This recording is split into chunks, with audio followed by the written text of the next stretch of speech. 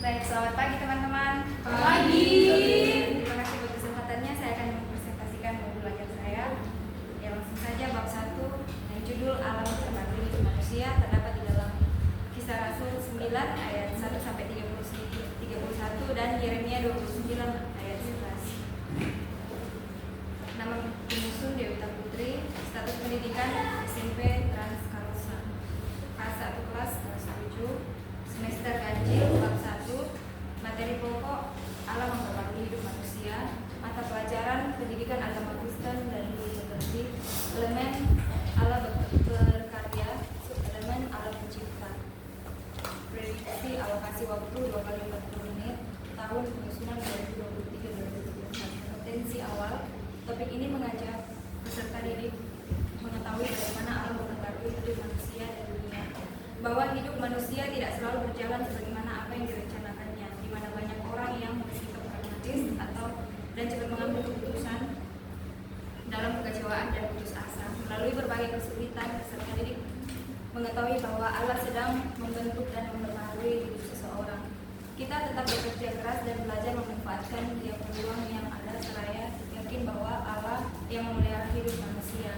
Ia akan memulihkan dan mempengaruhi manusia dan dunia ini. Oleh karena itu, pembelajaran ini akan memberikan penguatan kepada peserta didik untuk memahami bahwa hidup tidak selalu berjalan menurut apa yang direncanakan ataupun diharapkan, melainkan hidup sudah dirancangkan oleh Allah.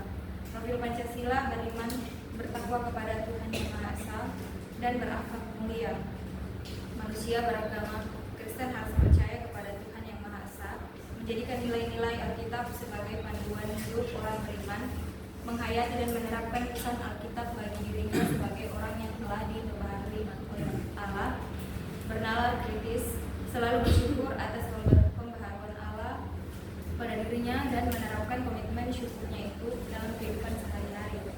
Kreatif, mengeksplorasi dan mengekspresikan pikiran dan perasaan dalam bentuk karya yang mengapresiasikan karya yang dihasilkan.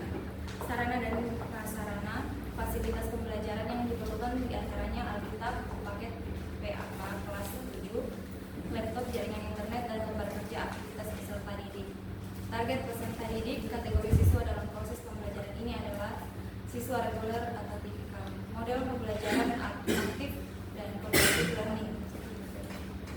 Dalam proses pembelajaran, peserta didik harus aktif bertanya, mendalami, dan mencari pengetahuan untuk membangun pengetahuan mereka sendiri melalui pengalaman dan eksperimen pribadi dan sesuai dan kelompok diskusi, presentasi melalui proyek dan sejenisnya. Metode pembelajaran, tanya jawab, diskusi, kelompok, penugasan, membuat proyek. Kompetensi inti, tujuan pembelajaran mensyukuri karya Allah yang mengubah masa depan manusia dan dunia, menjelaskan karya Allah yang mengubah masa depan dunia, manusia dan dunia, menjabarkan cara-cara Allah mengubah masa depan manusia dan dunia, menulis refleksi tentang Allah mengubah hidup seseorang. Siswa bersyukur atas karya Allah yang mengubah kehidupannya. Pemahaman bermakna, menjelaskan cara-cara Allah mengubah dan memperbaharui hidup manusia, mendeskripsikan ciri-ciri hidup manusia yang sudah diubah dan dibaharui oleh Allah, menunjukkan sikap rasa syukur melalui ketaatan dan ibadah atas perubahan dan pembaharuan hidup yang dikerjakan oleh Allah, membuat kolase gambar Allah memulihkan dunia, membuat desain rencana hidup masa depan. Sorry guys, ada 2 yang saya lupa hapus yang membuat ini. Ya, selanjutnya pertanyaan pemantik, bagaimana cara kita mencukuri pembaharuan Allah yang mengubah hidup kita dalam kehidupan sehari-hari? Yang kedua, mengapa kita harus mencukuri pembaharuan Allah yang mengubah kehidupan kita? Ya, kita langsung saja masuk dalam kenyataan inti.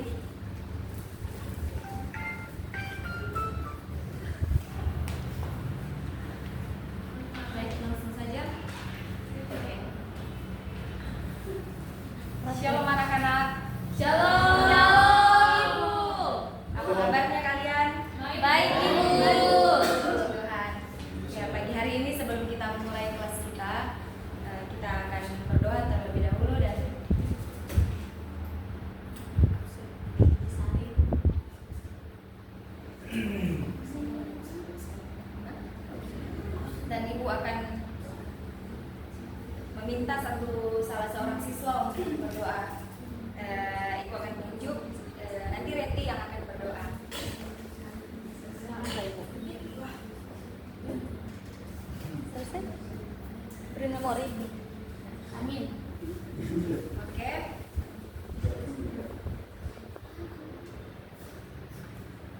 ya, Ibu akan mengabsen dulu ya.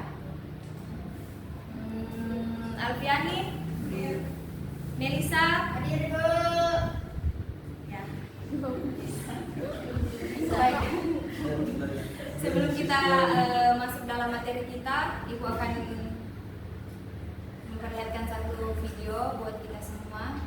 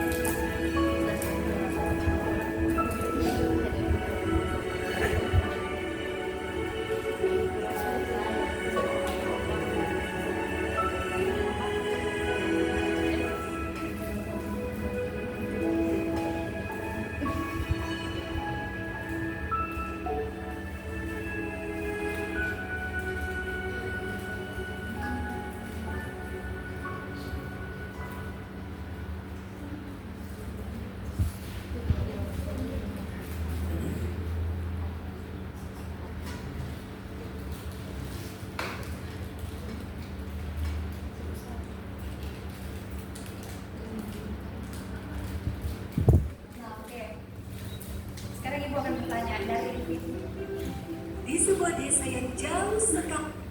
Ya, dari video yang tadi anak-anak nonton, kira-kira siapa yang bisa menentukan apa yang anak-anak dapatkan atau apa yang anak-anak pahami dari film tersebut? Ayo. Intinya saja sih.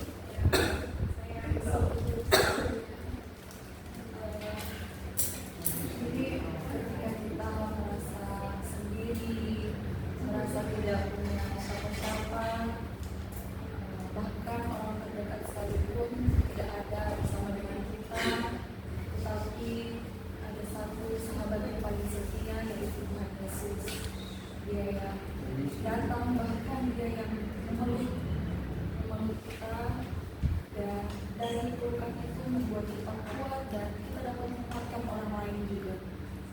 Terima kasih. Ada lagi Lenos?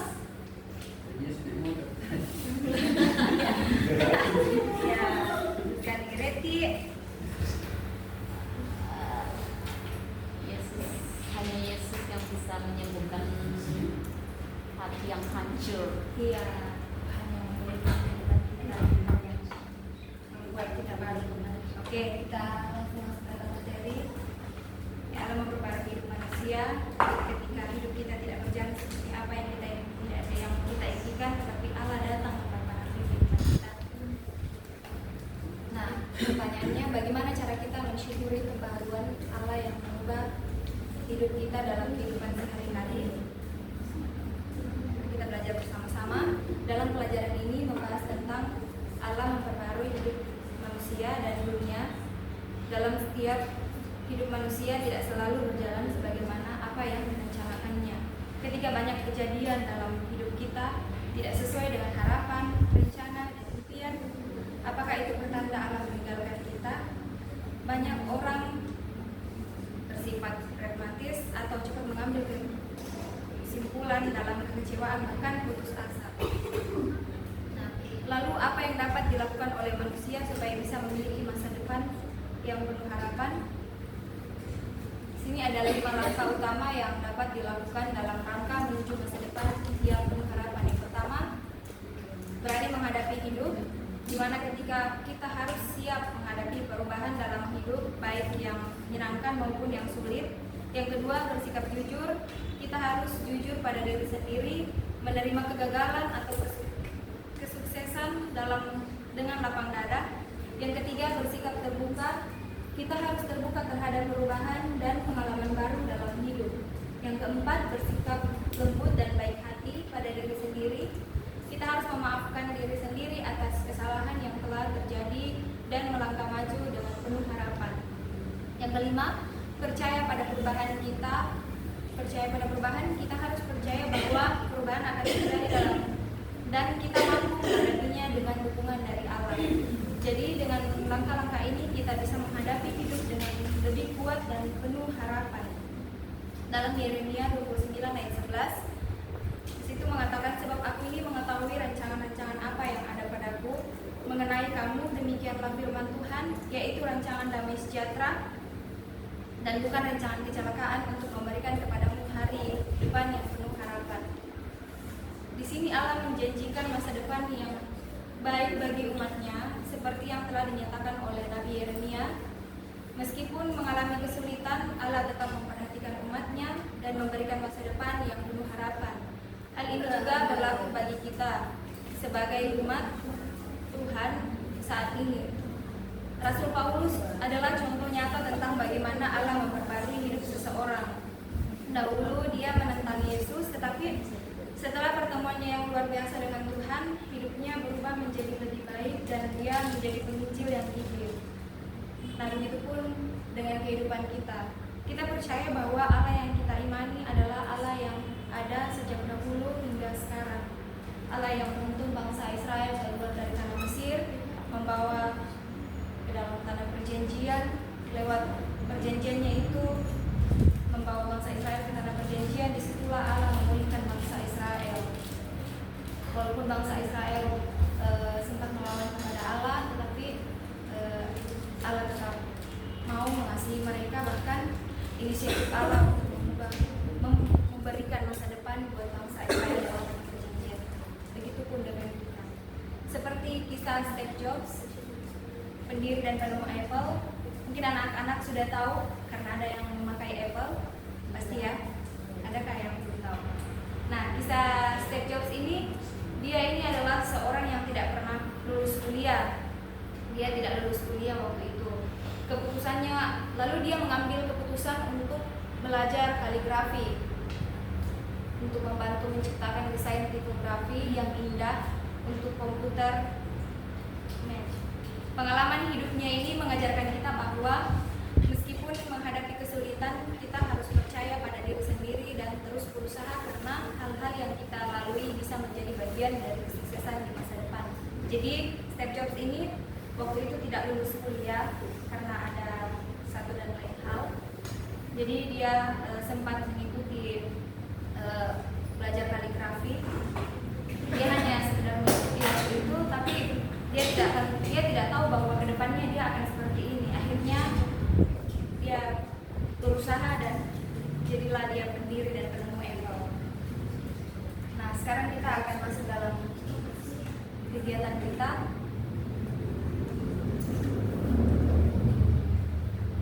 Ibu akan membagi dalam kelompok dari Aimel sampai ke Gua. Aimel sampai ke Esther, dari Dilung sampai ke Lenos itu kelompok 2. Aimel sama Esther kelompok 1, Dilung sampai Lenos kelompok 2, dan dari Reti sampai ke Rahel kelompok 3, dari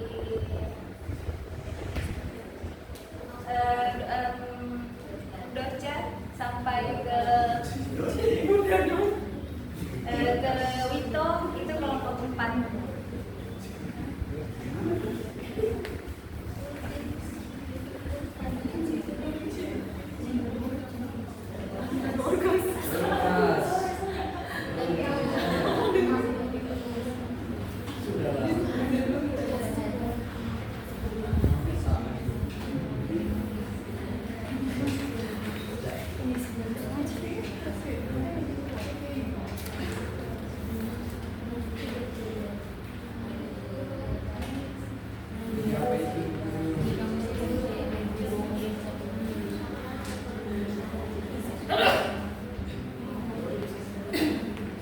Oke anak-anak, dari tabel yang ibu bagikan itu, di situ ibu mau ada seperti contohnya, kalian tulis di situ bagaimana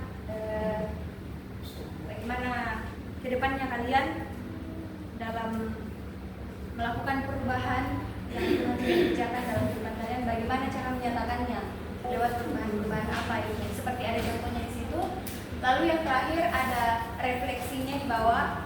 Kalian berpikir bersama-sama bagaimana kalian bisa mensyukuri atau bagaimana kedepannya kalian lewat menyatakan rasa syukur kalian kepada Tuhan lewat pekerjaannya yang telah memperbarui kehidupan kita.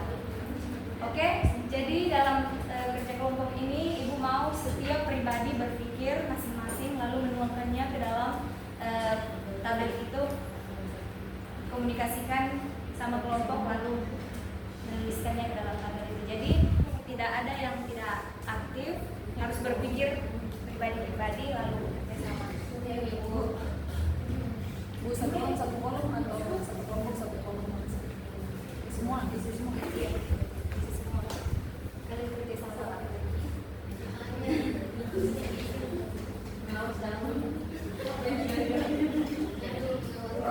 Istilah kalau berikutnya apa yang berarti juga dalam hidup saya.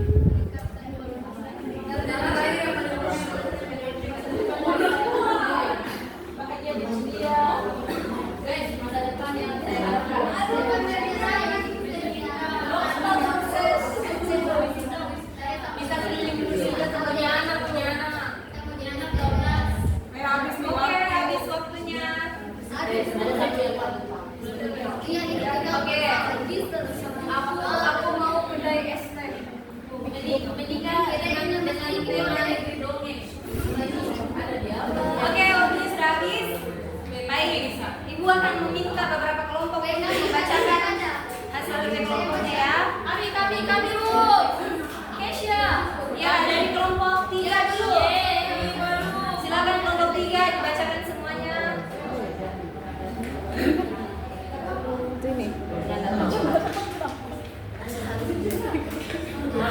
Kesha.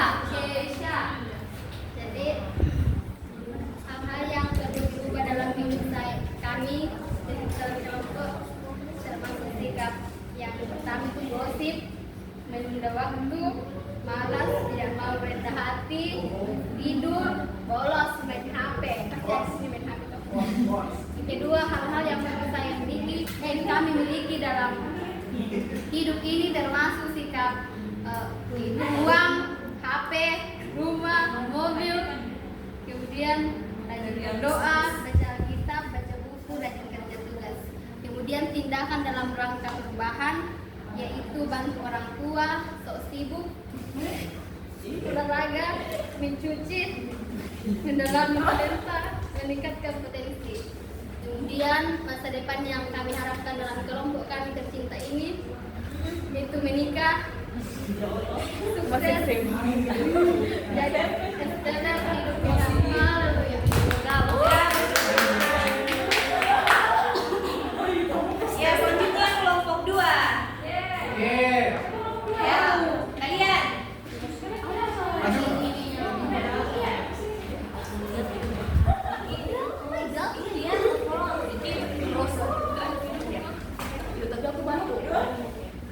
Shalom. Ya, kami dari kelompok 2 akan memberitahukan apa yang sudah kami tulis. Ya, hal-hal yang perlu diubah dalam hidup saya termasuk sikap marah, tidak enakan, dan sombong. Hal-hal yang perlu saya miliki dalam hidup saya perlu memiliki sikap sabar, saya perlu memiliki ketegasan, saya perlu memiliki sikap jujur, tindakan dalam rangka perubahan. Kalau dalam hal suka marah, itu diam dan berpikir dahulu. Kalau yang dalam sikap tidak enakan, berani berkata tidak pada narkoba, berani berkata tidak, berani mengungkapkan perasaan. Kalau dalam kata sombong, berani berkata yang sebenarnya atau fakta. Masa depan yang saya harapkan menjadi orang yang tidak suka marah. Kalau dari UI punya suami yang tegas, kejujuran dalam segala aspek. Thank you. Oke, sama.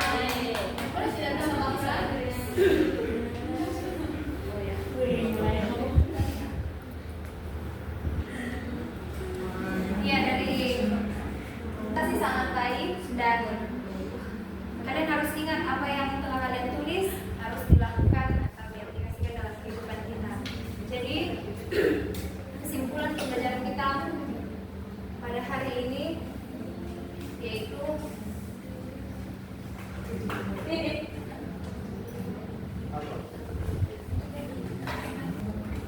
jadi kesimpulan pelajaran kita pada hari ini yaitu Allah memberikan manusia kesempatan untuk memperbaiki diri, mengatasi kesalahan masa lalu, dan menjalani hidup yang lebih baik. Ini menggambarkan belas kasihan dan rahmat Allah terhadap hamba-Nya.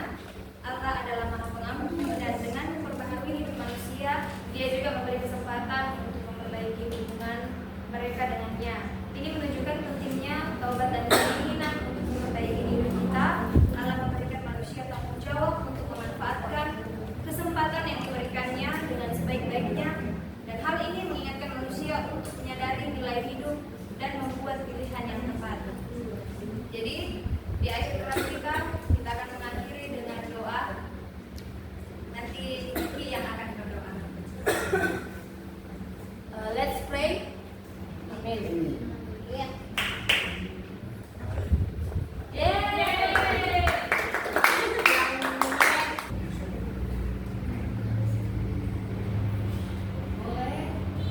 Terima kasih untuk kesempatan yang diberikan kepada kami.